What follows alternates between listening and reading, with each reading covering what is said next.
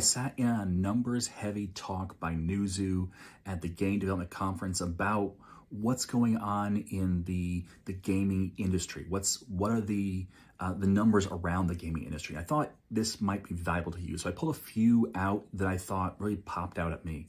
The PC market has been relatively flat for the last 10 years. Flat meaning a 1 to 3% growth rate, and that's it.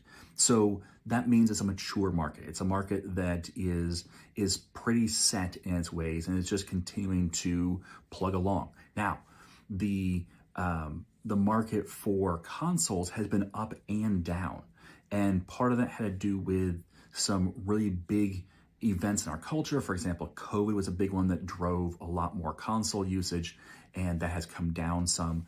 But that was something that was interesting to me, was that PC gaming is kind of flat, whereas consoles are up and down. And part of that too comes from new consoles. When the Switch 2 comes out, we'll probably have a bigger bump there. But there were some interesting numbers around this.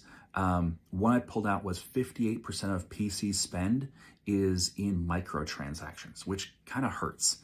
That's not something I want to see. I want to see, hey, we're buying more games, or we're buying, expansions to games. That's not how the market works right now. 58% of the money being spent in the PC space is spent on microtransactions.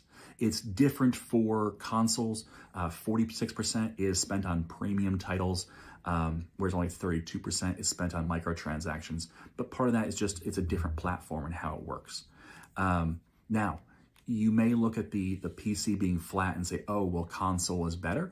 But PC has 50% more players than console. So it's got a much larger market share. When you think about, where do I put my game? A PC is a bigger platform, but it also depends on what market you're targeting, because there's a very big difference between people who play a few games per year and what they play, as opposed to people who play lots of games per year.